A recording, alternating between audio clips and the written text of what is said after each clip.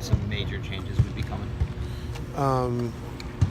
When I started getting a lot of texts and phone calls that, about the trades being made, and I guess it was like,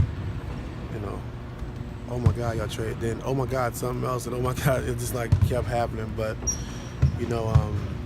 it's a tough day. Anytime you trade some guys that, who's been here and who's, trying to help you win, and those guys have to leave and depart. It's always a sad day, and so that's the toughest part about this business.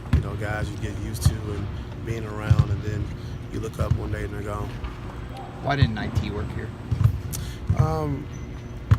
I just don't think we had enough time. I just think, for him trying to come back and coming back, not saying early as far as health-wise, but just, not conditioned and, trying to find his legs, get his rhythm.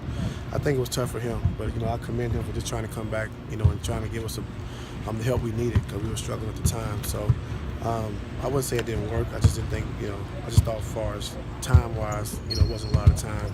But I do, like I said, commend him for, trying to come back early and trying to give us what he had. How do you go about the process of getting all these guys acclimated in such a short span of time? I mean, it's going to be some peaks and valleys, but I like what we've done. And I just know, we'll start playing good basketball at the right time when it matters, going into the playoffs. So, excited about the young guys we have, and, putting it all together is going to be fun. It's going to be a good ride. Coach, with the makeover of the roster, how are you guys resetting the goal going forward for the season? No resets. I mean, our focus and main goals since we've been here is to try to win a championship. So, no refocus. How do you think like getting younger will help some of the pacing and spacing that you want to do, particularly with your coach philosophy? I think it helps a lot defensively. I think, offensively, just having a lot of live guys that are live off the dribble, getting to the basket, getting to loose balls, rebounding the basketball and stuff like that. So we'll see. Kobe said on the phone last night that you guys were huddling on the plane trying to figure stuff out. What were you trying to figure out, rotations, or what were you looking at film? Or what were you doing? Yesterday? Yeah, yesterday. Yeah, just trying to figure out, rotations and, who will start and who will come off the bench and who will play with who. So we'll see how that works out. What you got on that? I don't have anything, Joe. They obviously among the guys they moved yesterday was Dwayne, future Hall of Famer, LeBron's best friend. What do you think that means to this team to have him go? It was great having him here. Just, championship pedigree, like you said, a future Hall of Famer, and just a guy who gave everything he had on the court.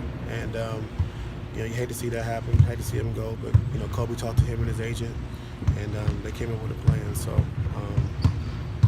like I said, you never want to see anyone get traded or leave, especially when you build that bond. But it's part of the business. The guys who travel with you have seen how everything's been going the last 2 months, but Kobe described it yesterday as like a slow death march or something like that. What? A slow death march, something like that. I don't know what that means. It means referring to the path that we were on. Yeah. Yesterday was not a slow death march, but right. The path that we have been on. The path up until yesterday.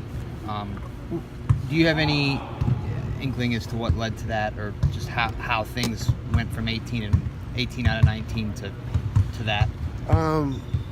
It's just a basketball fit. I think a lot of times it's a basketball fit, and who fits what team, and what guys play best together.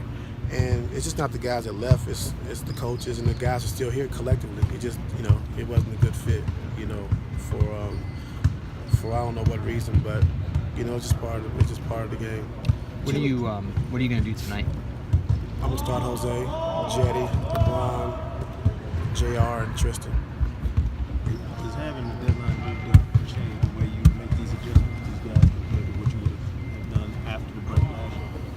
I really wasn't part of. I don't really know I really don't know the deadline like that because it's the first time I really had to deal with it. Right. Like I said, Sekou, it's just it's tough. You have a plan in place, for the year and for the season. But we had a lot of injuries and a lot of guys came back midway through, which was tough for us. But it's my first time going through something like this, and like I said, you hate to see this day coming because it happened to me as a player also. But it's part of the business and it's tough. Can you? Two guard and Hood and a combo guard. Clarkson, where does JR's starting role stand? I think he still starts. You know, it's going to be, like I said, it's going to be matchup based because till Kevin gets back, we really don't know. But I can see Hood and JR starting together. You know, so we just got to see how it unfolds. Considering how late Kevin could come back, could you still be mixing and matching all this when the playoffs begin? No, I think once Kevin gets back, we'll have a set rotation. You know, I just think with Kevin being out and teams starting bigger, when you play in Detroit or you play, you know, like teams like we played the other day, Minnesota with Big Taj Gibson and Big Cat. It all just depends and varies from there. Coming in mid-season as the head coach in 16, does that fly by the seat of your pants experience help you at all with this? Like, if I can do that and get that team to the championship, I can deal with a completely different roster. I mean, come in, you know, in the midst of all that, I can't handle a lot of things, and you know, I can get through a lot of stuff, and you know, just for me in the game of basketball, you know, I just think you gotta play the game you love to the best of your ability, and I think when you're playing hard and leave it on the floor, you can live with the results, and that's my biggest thing, and just playing the game the right way and giving the game back what you're supposed to. You're doing a feature on assistant coaches who are looking for their first chance as a head coach. When you came in, was there a moment somewhere in that season or somewhere maybe that next year when you knew you really were ready as a head coach, or you like belonged at it? No. I mean, you always, you know, my goal was to be a head coach, but you never know until you actually get a chance and opportunity. There wasn't no set time where, you know, like I'm ready to be a head coach, because you never know. And I thought my coaching style would be a lot different than it is now. But, you know, you got to adjust to your team and who you have on the floor. Can you appreciate how Larry Nance Jr. feels coming here to play where his dad played? Oh, I think he's excited. You know, I know his parents are excited, you know, to have him come back.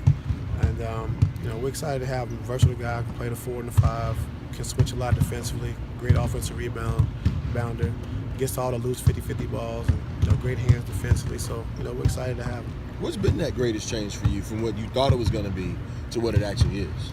I don't know yet because we haven't played, but, you know, I think, you know, getting younger, more athletic, you know, having more live guys, I think, off the dribble now. And we'll just, you know, see how it plays out. No, I was meaning with your own coaching style. You said your coaching style, from what you thought it was, has changed to what it is. I thought I'd be more of a sit-down guy and you know, direct from there, but, you know, that's not the case. But maybe one day I'll get there. All right, last question.